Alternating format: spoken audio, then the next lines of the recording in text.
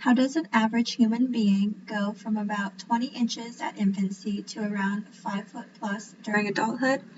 In simplistic terms, the answer is growth. And using the Brain and Skull Lab, as well as Week 2 Muscular Skeletal Lab, I will be discussing the development of our axial and appendicular skeleton from infancy to adulthood. As a baby, you have around 300 bones, which end up fusing together and leaving you with 206 bones. Over time, your bones develop using a process called ossification, and this topic of bone development is what I will be discussing in my video. For Musculoskeletal Lab 2, I really wanted to focus on the learning objective of identifying microscopic and the gross anatomy structure of bones. I created this vocabulary list for the viewer to follow along.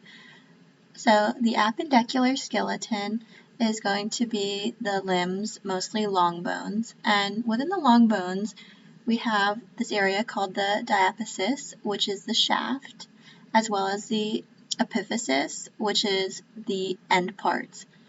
And then I will also be talking about the word mitosis, which just means cell duplication, as well as chondrocytes, which just means healthy cartilage cells, as well as osteoblast, which help build bone, and osteoclast, which help break down cartilage, and lastly, osteocytes.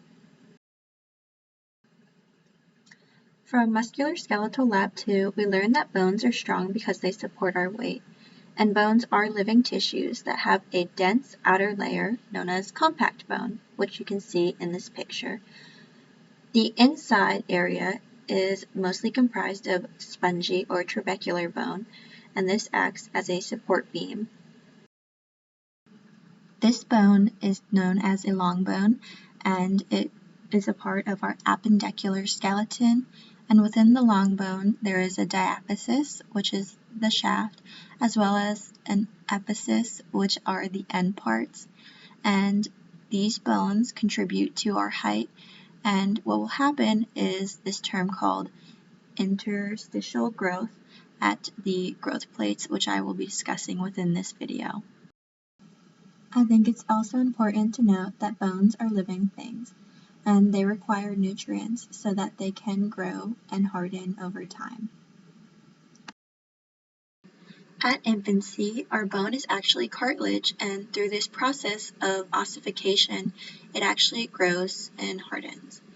And so I drew this long bone with the epiphysis, diaphysis, and this exaggerated growth plate. So what I'm drawing now is interstitial growth, which pushes the epiphysis and diaphysis away from one another. So this area is contained full of chondrocytes, and just as a reminder, chondrocytes are healthy cartilage cells. Chondro means cartilage and cytes means cells. So this area is known as the resting zone.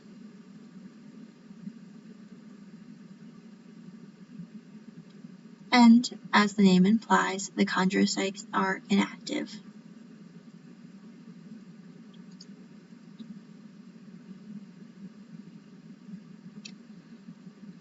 The next area I'm drawing is known as the proliferation zone.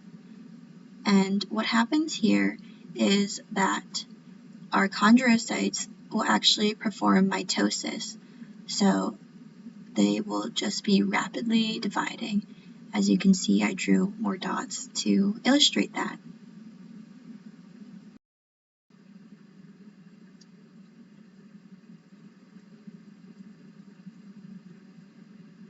The third zone that I'm drawing is called the hypertrophic zone. And basically, these are enlarged chondrocytes. And what will happen here are that these enlarged chondrocytes take up space as the lacunae, which are the pockets in which osteocytes sit in, will erode. and this empty space will be created, which then helps us move down to this fourth section, which is called the calcification zone. And this new calcified matrix will eventually invade the diaphysis, which helps this interstitial growth.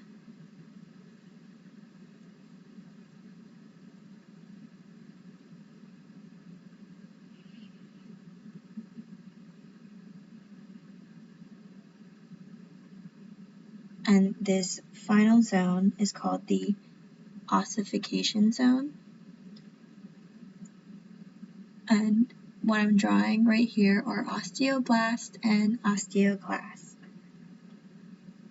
So this is an empty space, and it is beginning to be filled with these cells called osteoblast and osteoclast. And essentially, osteoblast will help deposit bone and build it.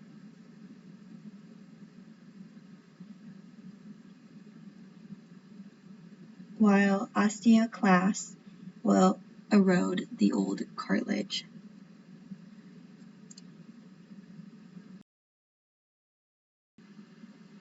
This is the area where bone deposition happens, and essentially this interstitial growth causes the epiphysis and diaphysis to push away from one another, creating increased bone length as we grow.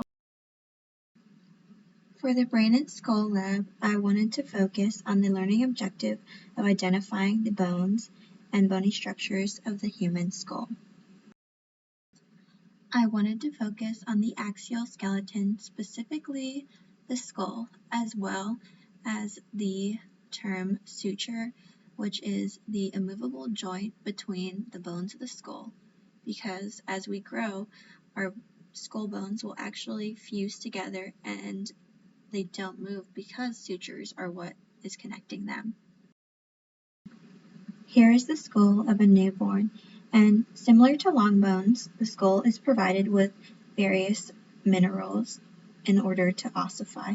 However, you have to be gentle because the skull of a baby is not yet hardened. You can see this huge gap in the middle, and essentially what happens is this allows for the brain to grow without having all this added pressure. However, as I mentioned before, over time, sutures will fuse the bones of the skull together. From viewing this adult skull, you can see the significant difference between the frontal bone and the parietal bone is the coronal suture, and that is the blue and gray bone in the front and side. And between the parietal bone and the temporal bone, which is the pinkish red bone, is the squamous suture.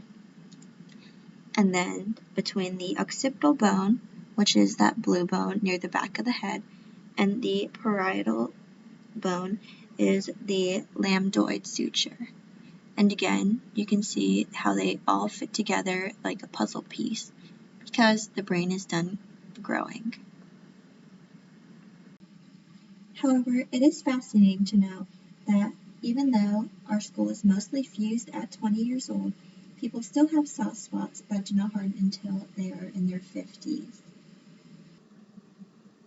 It's amazing to see how our bones can turn from cartilage at infancy into hardened structures that are filled with calcium and minerals and can support over 100 pounds. The structure of bone is so important because it provides us with protection, support, and mobility from early life well into adulthood. Thanks for watching my video.